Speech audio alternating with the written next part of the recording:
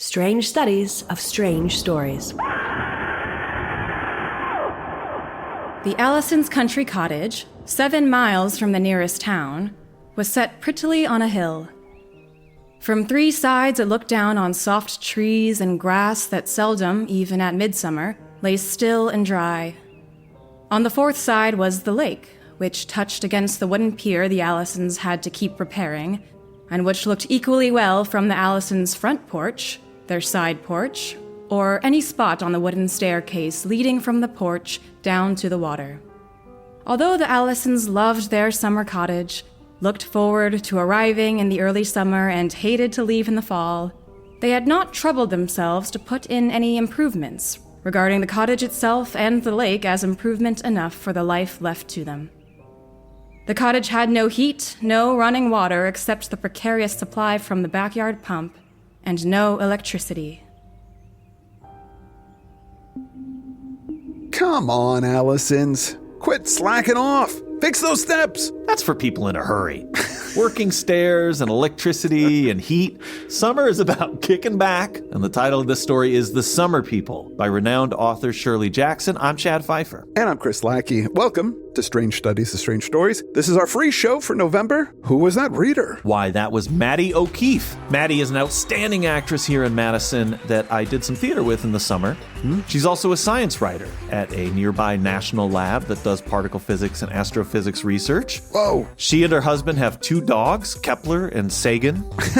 That's how into popularizing science Maddie is. Even her dogs are scientists. Wow. I will link out to her site with more of her writing in that area. Welcome, Maddie. Now, Shirley Jackson is no stranger to these parts. We've covered Shirley, Miss Jackson if you're nasty, on the show a few times before. We discussed her stories The Bus and The Possibility of Evil on HP Podcraft. She's also very well known for her books We Have Always Lived in the Castle, that was in 1962, and The Haunting of Hill House, 1959. Miss Jackson came onto the scene in 1948 with her short story, The Lottery, which I remember reading in class in middle school, I think. I just heard you call her Miss Jackson, which means you're self-identifying as nasty. Darn tootin'. Miss Jackson died in 1965 at the age of 48. Ugh. I don't want to be controversial, but that is lame as Because her work knocks my socks off. It does. One at a time. Just as I'm picking up one sock, bam! This story, The Summer People, was first published in the anthology The Circus of Dr. Lau and Other Improbable Stories in 1956. Ray Bradbury edited that book. He was just on the show last week. Well, let's get into the story. It begins with a couple, the Allisons, Robert and Janet, who have a summer house in New England that they've been going to for the last 17 years. It's this great place next to a lake with peaceful views, lots of nature. They love the place, but as we heard at the top, they haven't done anything to the house. So it has no running water or electricity or gas. Janet cooks on a kerosene stove, and Robert gets water from a well. I see the allure of this rustic situation. I know that just the suggestion of having a summer place immediately puts the characters in a place of wealth, maybe.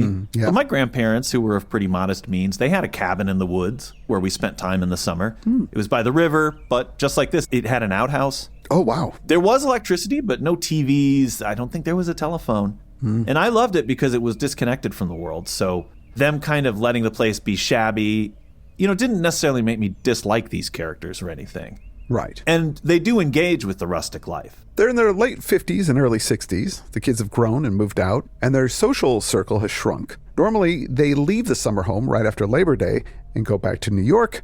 But this year, they've decided that they're going to stay longer because there isn't really much waiting for them back home. And often they regret going back to the city after Labor Day. The autumn is a little lonely, and they pine for this place where things seemed more tranquil. So maybe they'll continue indulging this simple country life this year. Break the rules. Wear white if you want to. Isn't that the other rule about Labor Day? I think so, yeah, that's right. You can't wear white after Labor Day. And if they stay in the country, they'll be able to wear white because they're in the country. That tradition is actually rooted in the Gilded Age, when rich folks would trot off to their country estates in the summer, play tennis and whatnot. And white is great for that because it might show dirt, but not really sweat. But in other seasons, when you come back to the city in those days, you don't want to be wearing white because the city is filthy. Right. It'll get all over your clothes when you're back in town if you just walk down the street the smoke from the industrial factories and the horse manure and all these things would get picked up, which is why you don't wear white after Labor Day. So this whole Labor Day demarcation, what is socially proper to do before or after, that only applies to rich folks. Right. And it's very loaded. Jackson makes good use of that with frequent repetition of the fact that it is after Labor Day in this story. While at the local grocery store, Janet talks to Mr. Babcock, the owner. She tells him that they're going to stay, and his response is, nobody stays past Labor Day. She tries to explain how lame the city is, and she says, oh, you wouldn't understand, talking down to him. Yeah. And this is the part that made me think that these people are tools. After she leaves, we get insight to her thoughts. She thinks he has the looks of Daniel Webster, but the brain of a degenerate. Robert says it's generations of inbreeding, that and the bad land. Whoa. Yeah. Now, I wasn't sure who Daniel Webster was, so I looked him up. Daniel Webster, 19th century U.S. senator, known for giving great speeches and having a lot of presence. He was also Secretary of State under Presidents Harrison, Tyler, and Fillmore. He's also fictionalized in a story that I'm sure we've referenced before, The Devil and Daniel Webster. Oh, right. And in that story, Webster defends a farmer who sold his soul to the devil. So I think that's exactly who she's talking about. But those degeneration thoughts. Man. She thinks it was horrible to think into what old New England Yankee stock had degenerated. Might as well be a line written by Lovecraft, right? Yeah. She's making this assumption that he's a dimwit because he lives out here. Also, the thing that Robert says, the generations of inbreeding, that's city dweller, Providence, Rhode Island man, H.P. Lovecraft talking about fictional Dunwich, where they're all inbred, or Innsmouth, where just by not being in the in the cradle of civilization in the city, there's something wrong with you. But when she talks to the grocer, he's actually using this interesting speech tactic. It says, but the city. Mrs. Allison always spoke of the city to Mr. Babcock as though it were Mr. Babcock's dream to go there. It's so hot, you really no idea. We're always sorry when we leave. Hate to leave, Mr. Babcock said. One of the most irritating native tricks Mrs. Allison had noticed was that of taking a trivial statement and rephrasing it downward into an even more trite statement. But I never heard of anyone ever staying out at the lake after Labor Day before. Well, we're going to give it a try, Mrs. Allison said. And Mr. Babcock replied gravely, never know till you try. This little interaction made me really fall in love with the story. It's first her condescension. Yeah. The idea that all townies would really love to live in the city. Mm-hmm. They can't possibly be content with this. It's just that they don't know any better. And this grocer is repeating her phrases because he doesn't find her interesting. That's like a common tactic of the non-listener. If you can just pick up on the last few words that somebody said and then repeat them, it mimics active listening, but you don't really have to do it. It mimics active listening. Now they only make this trip into town every 2 weeks. So, since they're there, they decide to go to the hardware store. There, Janet finds a glass baking dish that she wants, and Mr. Walpole, the store clerk, is wrapping it up. He says that summer people never stay past Labor Day. She says that she likes it here and feels that she belongs. I think that this whole interaction is her trying to say, we're one of you now. Even though during the interaction, Mr. Walpole is wrapping each dish for her slowly and methodically, which is very much a service thing to be doing. Yeah. And he just keeps repeating, never been summer people before at the lake after Labor Day. It's all anybody says. And I feel like this is the transgression. The Allisons are wealthy and retired. I think they're retired. There's some kind of unspoken truce that the summer people have with the locals. You're supposed to leave after Labor Day. I get a strong feeling that this story is about class and that there is this deal. We treat you nicely as long as you're gone most of the year. And the Allisons are just deciding that they're not going to go. They want to stay. Yeah. But who asked them to? Nobody asked them to stay. Right. Now, sure, they own that house, and by law, they can stay there as much as they like. But that unspoken rule is being broken, and that isn't going to go unpunished. Right. That's the sin. It's a crass way to put it, but that stripper doesn't really like you, Allison's. That relationship was transactional. You're summer people, and you're important to our economy, so we treat you like kings and queens during the summer. Mm-hmm. But when that's over, don't fool yourself. After they leave, Janet remarks to her husband that she likes the directness of the locals.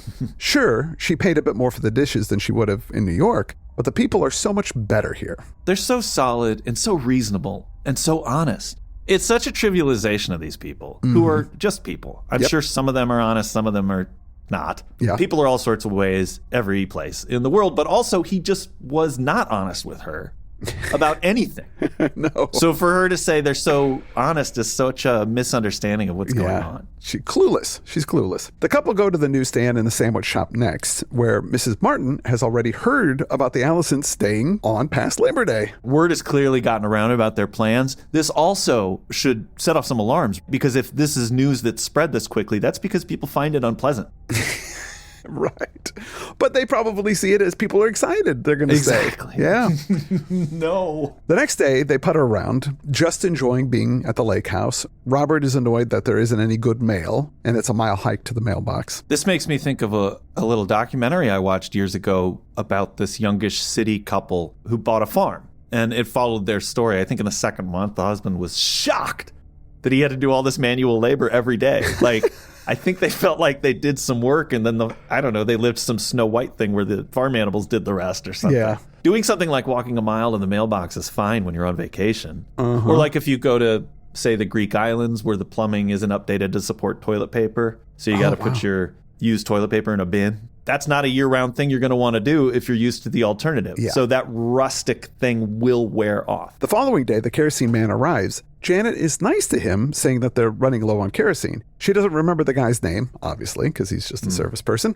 Strangely, the guy doesn't shut off his truck as he's talking to her. He leaves it running. And he goes, oh, look, I can't give any more oil. When asked why, he explains that they have to ration it for the coming winter. A subtle hint that you need to move the F on. Once the season is past, the world isn't made for you anymore. He tells her he just can't do it. He offers to sell her some ice, but she doesn't need ice. After that, he drives off. She's in a huff. Next summer, he won't get my business. Online, they'd say that she's a Karen or a main character. After another disappointing trip to the mailbox, Robert thinks his kids aren't writing enough. Janet calls Mr. Babcock to order some kerosene and supplies from him, but the phone has a bad connection and is hard to get through. Eventually, she speaks with him, but he tells her he no longer does deliveries. Summer's over. Since they've never stayed past Labor Day, they wouldn't know this. So I guess Robert's going to have to drive into town himself. It's a little stunning to them that people wouldn't want to go out of their way on their behalf. You know, when he goes, there's a boy in the summer who does deliveries for me, but he's got school. I just don't have that employee anymore. Well, can somebody else do that job for him? You know, just the idea that people wouldn't want to, on their own time, help them out is astounding. Slowly, everything they depended on is falling apart. And I really felt the tension ratchet up at this moment. These seem like simple practical considerations that they just didn't think of because they're a little self-centered. But without being overt, I don't know, I could just really feel the hostility ratchet up from the locals through their disinterested politeness. It's understandable. Yeah. It's not like a horror story. It's just like, just get out of here, leave. I think we've all dealt with those types of situations in our lives where we've had somebody that overstayed their welcome and probably honestly been the person that has overstayed their welcome. Oh, yeah. They're older people. They should know better, but they don't. And I feel like, again, that this is about a relationship between the wealthy and the working class. The wealthy often rely on others to maintain their comfort, paying for services rather than doing things themselves. And here the locals representing that working class demonstrate how dependent the Allisons are on their support. When the Allisons overstep that unspoken boundary, they lose access to the system that sustains their lifestyle. Right. It's a reminder that the wealth and ease the Allisons enjoy only exist because of the labor and cooperation of the working classes. And without that, their privilege crumbles. Easy as it is to say that there's something wrong with them, you know, that it's because they're wealthy and out of touch. I mean, I'm the same way. Oh, yeah. So many things I depend on without thinking about it. And I mean, I pay for these services, but I think about it with landfills. This is a whole engineering feat where we're burying garbage, but it's a very delicate thing that you have to do. And there are a ton of people involved in the management of those processes, dealing with things that come out of my house every day. And do you know much about it? Do I know much about it? You know, the stuff that we're entirely dependent on. If people weren't taking care of that, stuff would get messy quick. Now, I live near the countryside, but I am a city person. Just to be clear. I am too, definitely. Yeah, because yeah. The rural people versus the city people. Rural people don't really need city people, but city people definitely need rural people. There's an argument to be made both ways because one of them is a consumer of the other's products, which pays for them to have a lifestyle as well. But you're absolutely right. I don't know how to do anything, you know, and I think most people are like that as well. You feel that way when you're so humiliated going to the mechanic. Oh, yeah. Everything. You know, the plumbing is a problem. Yeah. Any of this stuff. It's just, I don't know what to do at all. Anyway, the next day when Robert is going into town for supplies, the car won't start, speaking of mechanics. He tries to call the mechanic at the filling station, but nobody picks up. Robert gets annoyed. But what else can he do? So he just decides he's going to go check on the mail again while Janet finishes off baking her pie. While doing some pie stuff, Janet is feeling nervous, like a storm is coming, but the weather's nice right now. She looks out the window a few times and then finally sees Robert coming back, and he has got a letter from their son, Jerry. In this letter, he encourages them to stay out at the lake and not go back to New York because it doesn't have much for them. And for some reason, this makes Janet uneasy. It's totally off. And she wonders if it's actually from her son, because he would never write anything like that. That's weird. But she checks, it's postmarked from Chicago where he lives. What's going on? Why does this bother her? And Robert dismisses her concern. Yeah, it's a really interesting moment because I glazed over this a little bit in the first reading of the story, but we don't have any evidence that this is much different of a letter from the other ones. You know? Yeah. It doesn't seem that abnormal to me. So I want to hear it in a second. But there was also a moment earlier when she was concerned about the storm that I liked. Looks like we might have some rain, Mr. Allison said, squinting at the sky. Good for the crops, Mrs. Allison said laconically, and they both laughed. Which is a mocking of these locals, pretending that they have a concern or saying something cliche like that. Oh, looks like we might have some rain. These people they're depending on, they're still in this moment making fun of a little bit. Yeah. They don't really see them as people. They're non-player characters. But here's the thing.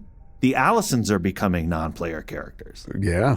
The general disregard that they are experiencing from the locals is actually also happening in their personal life. So I don't think there's anything supernatural or suspect about this change in tone. I just think their children don't really have time for them because they've moved on to their own families. It says, it would be a pleasant, dutiful letter full of the doings of Alice and the children, reporting progress with his job, commenting on the recent weather in Chicago, closing with love from all. This is what they expect. They could recite a pattern letter from either of their children. But here's the actual content of the letter from their son. Dear Mother and Dad, it began in Jerry's familiar, rather childish handwriting. I'm glad this goes to the lake as usual. We always thought you came back too soon and ought to stay up there as long as you could. Alice says that now that you're not as young as you used to be and have no demands on your time, fewer friends, etc. in the city, you ought to get what fun you can while you can. Since you two are both happy up there, it's a good idea for you to stay. I think the change in tone is devastating. Calls out, you have fewer friends now. Yeah. You ought to have fun while you can. Yep. I.e., you're going to die soon. Very casual way to say that. And it's a good idea for you to stay away where we don't have to deal with you. Whoa. This is very much, I think, they're being put out to pasture a little bit by their kids. They think they like the pasture and that they're comfortable in the pasture. Right, but they're not. Right, no. They're not townies. They're city people. And so it's like acknowledging that their time has passed and that they're not really welcome even in their normal world. Yeah. And the kids are making an assumption that they'll easily pass into this one. I mean, I'm sure that the son is saying, well, they like it out there. That's good for them. But they're realizing we don't fit in here either. And physically, we're not up to the job of being in this place. Robert tries to call the mechanic again, but the phone is dead. And this really worries them, but they continue on. They eat some lunch, they try to enjoy their day, but they can see that the storm is coming. That night, they sit in the dark cabin with an old battery-powered radio for light and sound. Strangely, the sounds from the radio seem distant. During one pause between commercials, Mrs. Allison turned and smiled weakly at her husband. I wonder if we're supposed to do anything, she said. No, Mr. Allison said consideringly. I don't think so. Just wait. Mrs. Allison caught her breath quickly, and Mr. Allison said under the trivial melody of the dance band beginning again, the car had been tampered with, you know. Even I could see that. Mrs. Allison hesitated a minute, and then said, very softly, I suppose the phone wires were cut. I imagine so, Mr. Allison said. After a while, the dance music stopped, and they listened attentively to a news broadcast. The announcer's rich voice telling them breathlessly of a marriage in Hollywood, the latest baseball scores, the estimated rise in food prices during the coming week. He spoke to them in the summer cottage, quite as though they still deserved to hear news of a world that no longer reached them, except through the fallible batteries on the radio, which were already beginning to fade, almost as though they still belonged, however tenuously, to the rest of the world. Whew. Now this is a big change here. This is malevolence as opposed to the people not wanting them to stick around. Mm-hmm. This is actually sabotaging them, not facilitating them to leave, because disabling their car is not going to help them get out of town faster. It's cutting them off to kill them. It's a direct menace. But also there's a spiritual level of change here, suddenly, where it's almost, have they already died and they're just waiting to pass on? Oh. The way that she says, what are we supposed to do now, I think is they've realized they're not as a part of the world anymore. I mean, that can make sense completely practically, but I felt like there was also, what's next? Do we have to take an active step next to go to the afterlife? Or how does this work? Also, the content on the radio, the marriage in Hollywood and baseball scores, and it's talking about inflation. It's just this repetition that could mean any time. It could be now, it could be the 50s, it could be the 30s. Yep. You have the set of those facts that are important to you and your generation, and then the next generation has their own. So like as you hear reporting on things and you start, this is just life. Mm-hmm. You lose touch with it. I don't know who any of the new musicians are. I don't know what's going on anymore. So it's that fade, I think that's what the radio is meant to represent. And says, that they were beginning to fade, almost as though they still belonged to the rest of the world, indicating that they don't. And we end with this. Mrs. Allison glanced out the window at the smooth surface of the lake, the black masses of the trees and the waiting storm, and said, conversationally, I feel better about that letter of Jerry's. I knew when I saw the light down at the Hall place last night, Mr. Allison said. The wind, coming up suddenly over the lake, swept around the summer cottage and slapped hard at the windows. Mr. and Mrs. Allison involuntarily moved closer together, and with the first sudden crash of thunder, Mr. Allison reached out and took his wife's hand. And then, while the lightning flashed outside and the radio faded and sputtered, the two old people huddled together in their summer cottage and waited.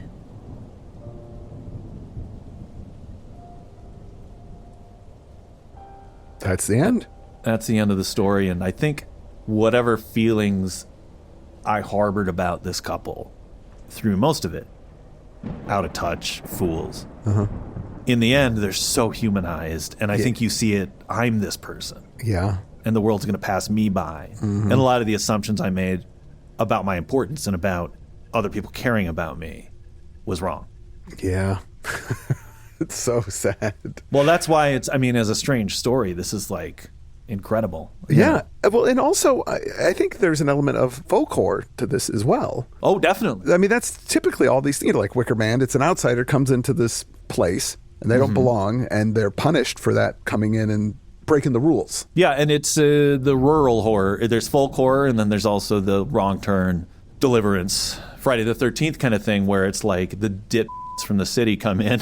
Yeah. And these crazy inbred, which was mentioned in here, disgusting rural people take advantage of them. But I think that's different. They're the transgressors. The Allisons are. Yes. Well, they are in the rural horror as well. They expect that the world was made for them. That's often the case. They go to the convenience store and they mistreat the locals right out the top so that the teenagers are idiots and bad. Similar to that, yeah. Yeah. I guess there's a little bit of nature versus man in this as well, because obviously they're disrupting the social order, and that is unnatural by overstaying their welcome. And now through nature, we got the storm coming that's going to punish them as well. So it's not just the locals, it's the hand of God is coming in and saying bad. Coming and saying, you've overstayed your welcome. Yeah. When's it going to come tell you that? I don't know where this talking hand of God came from, but I'm scared of it. Yeah. That's the real monster of this story, is a giant talking hand that tells you when you're going to die. Oh my God, let me go. Is it like Senior Wences? Hold on, I'm writing a screenplay. Do it. All right, I'm done. Nobody else is Senior Wences. We encounter the folk horror and the rural horror thing time and time again, from Lovecraft to Arthur Machen, all the way up to the modern era. But I thought this story connected to it in such an interesting way. Last night, as I was pondering the story, and I think you said you were as well, right? I was, yeah. It's one of those that sticks with you, but this is what it really got to me about. It reminded me of 2 times in my 20s when I had a guest who decided to stay longer, and how that caused all sorts of problems. But when I think back on those times, what I really feel bad about is how I acted.